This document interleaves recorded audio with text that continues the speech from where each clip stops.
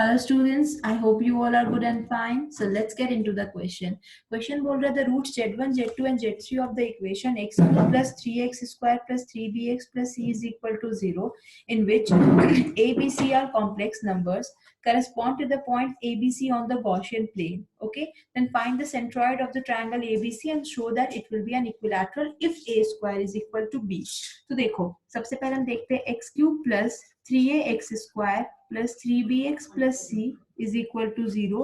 इसके जो रूट्स है वो क्या है z1, z2 और z3। ठीक है, तो सम ऑफ रूट्स क्या होगा z1 plus z2 plus z3 minus 3a और z1 into z2 into z3 जो होगा वो होगा व्हाट, इट विल बी आपका, देखो this will be z1 into z2 into z3 will be minus C and z1 z2 plus z2 z3 plus z1 z3 this will be equal to 3b। okay, अब देखो z1 z2 z3 जो है वो points of क्या है, equilateral triangle दिए गए हैं। ठीक है, क्योंकि यही पॉइंट्स करस्पॉन्ड कर रहा है ABC on the Gaussian plane. तो देखो z1 z2 z3 are points of equilateral triangle ABC। then we have what, we have z1 square plus z2 square plus z3 square is equal to z1 z2 plus z2 z3 plus z3 into z1। ठीक है, अब देखो z1 square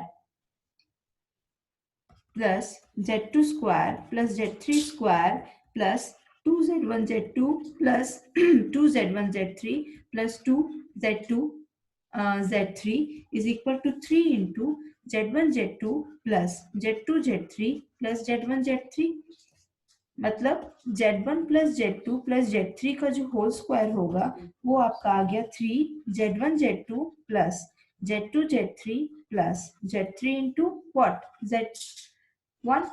अब देखो इसकी value क्या थी हमारी 3b के, मतलब 3a का होल स्क्वायर किसके बराबर है, 3 इंटू 3b के, मतलब a स्क्वायर किसके बराबर है आपका b के। और हमें प्रूफ क्या करना था कि ये इक्विलैटरल ट्रायंगल है।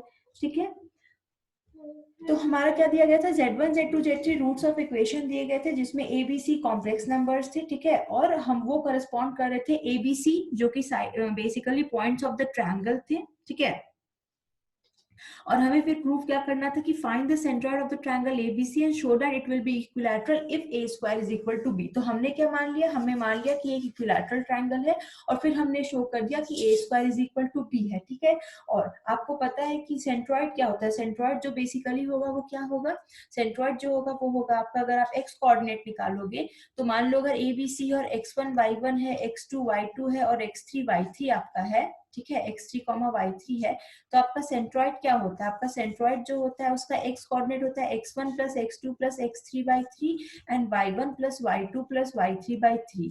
ठीक है, और इसमें आपका क्या दिया गया है कि z1 z2 z3 जो है वो रूट्स ऑफ इक्वेशन है इन विच abc जो है वो कॉम्प्लेक्स नंबर है, और ये abc जो कॉम्प्लेक्स नंबर्स है वो किसके हैं, इस क्यूबिक इक्वेशन के, और उसमें z1 z2 z3 जो है वो आपको बेसिकली करस्पॉन्ड कर रहा है पॉइंट का। तो मान लो z1 इज इक्वल टू अगर x प्लस आई वाई होगा तो इसका x कोऑर्डिनेट ये हो जाएगा, y कोऑर्डिनेट ये हो जाएगा आर्गन प्लेन पे, तो फिर हमारा जो सेंट्रॉइड होगा वो आपका ये होगा।